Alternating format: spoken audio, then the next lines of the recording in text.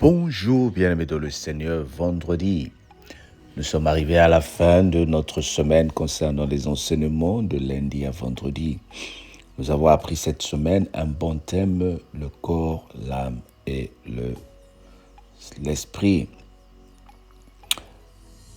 Nous voyons que l'homme est un être tripartite qui a le corps, l'âme et l'esprit. Selon 1 Thessaloniciens chapitre 5, 23. Ces trois éléments sont intimement liés. Le corps permet à l'âme de s'exprimer dans le monde physique, tandis que l'esprit anime l'âme et l'oriente vers Dieu. Il y a une harmonie entre ces trois dimensions et cette harmonie est essentielle pour une vie chrétienne équilibrée. Lorsque l'esprit est renouvelé par la foi, il influence positivement l'âme, qui à son tour guide le corps dans des actes conformes à la volonté divine. Écoute bien ceci, lorsque l'esprit est renouvelé par la foi, il influence positivement l'âme, qui à son tour guide le corps dans ses actes conformes à la volonté divine. Nous avons lu que notre corps est le temple du Saint-Esprit.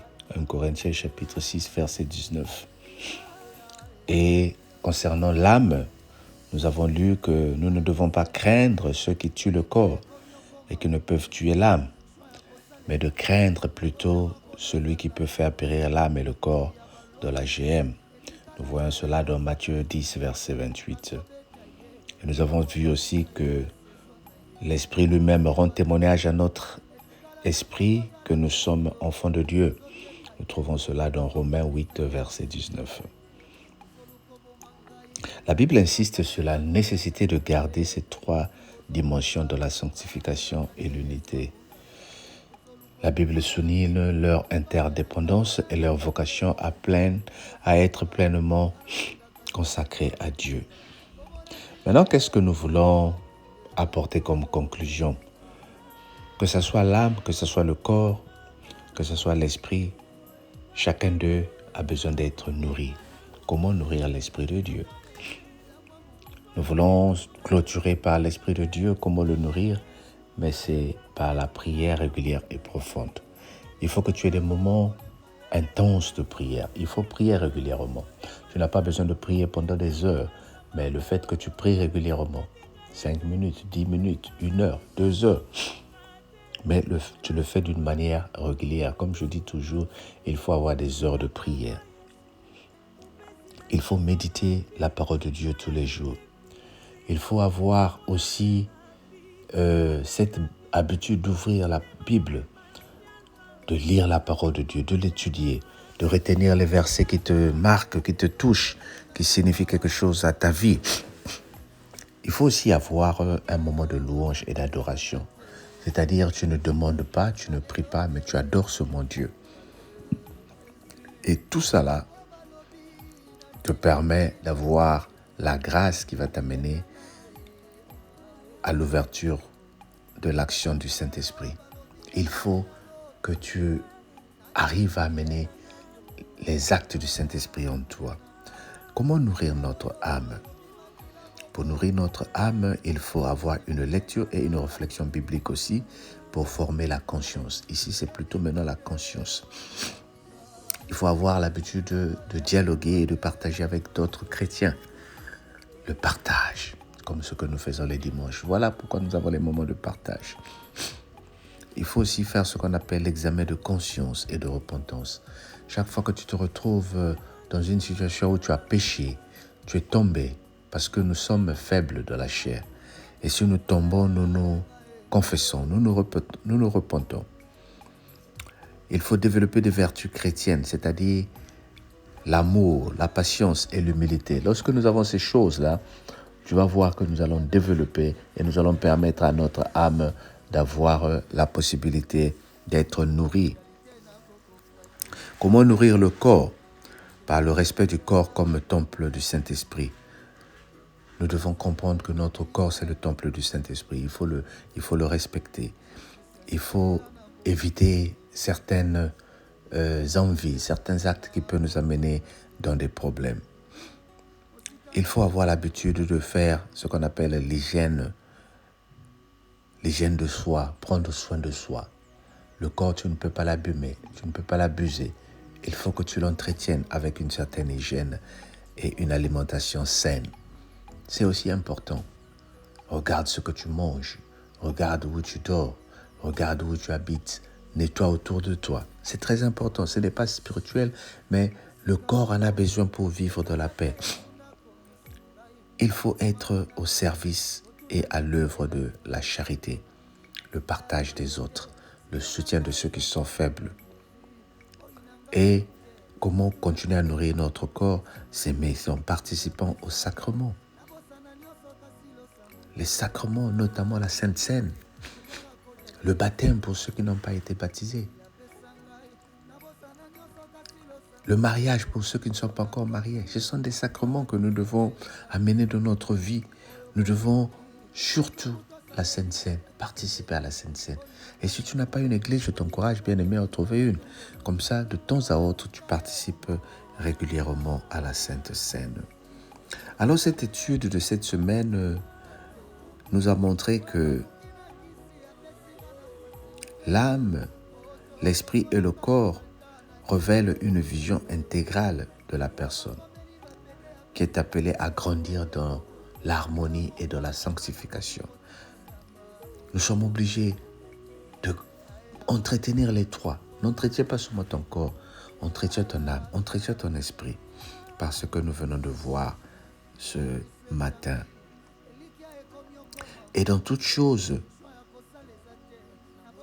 si l'esprit occupe une place de choix par sa capacité à recevoir la vie divine, parce que nous sommes connectés à Dieu par l'esprit comme on avait dit hier.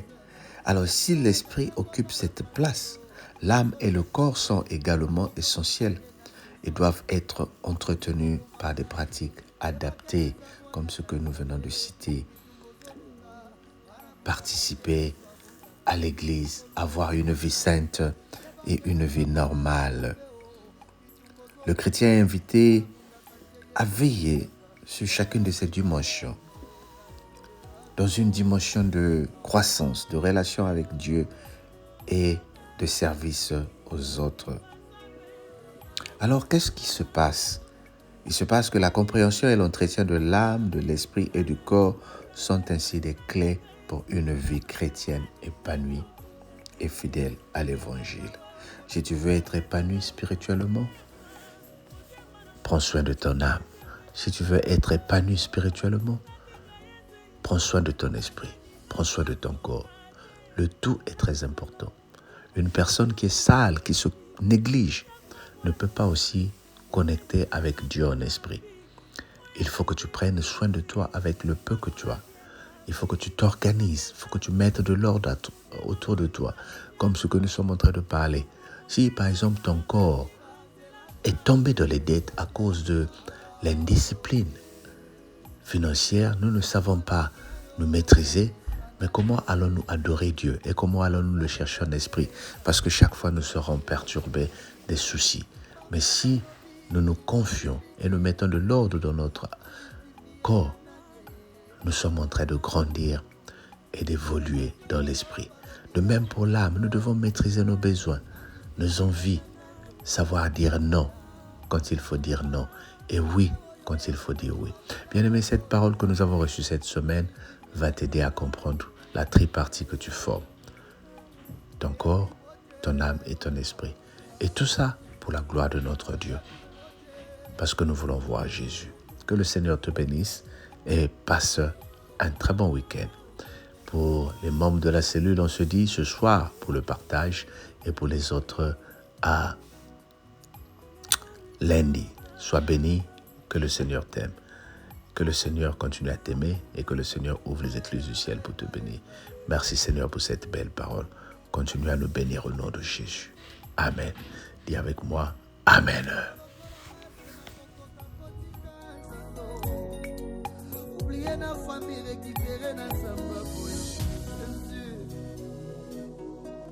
La réalité n'a qu'au Je suis sincère na koko kate. Ata satana yebi na koko kate. Je suis sincère na koko kate. Yemoko pe satana koko kate. Osika na Nzambe za facilité. Facilité.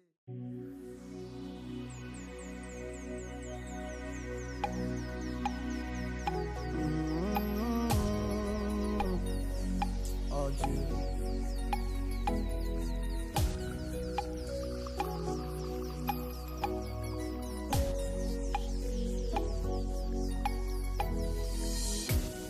Esika na komi ezanga te Yesu ndakomi singai bobo mangana no te botuna na betela bino lisolo akila bato te sikana nga eza kombo na Jésus boyina ngana no te botuna na betela bino lisolo bikila pesa ngai na bosana nyonso kasi losambo te oyo nazali pouvoir akodia te eza losambo bikila pesa ngai na bosana nyonso kasi losambo te oyo nakomi pouvoir akisite eza losambo oyo bomoni nanuku tosaleli ngai ya ebele te boyina nga nanu te bondimaka peke Nzambe atombolaka omona tika Yesu nakilelako osika na Yesu nakokuka te oyo baluki na kisi apesinga na fasilite oto lokolanga Jonathan nakende wapi oyo bakomeli bapede apesinga na kilembangeo ata yo moko eske nga nakoki kotika Nzambe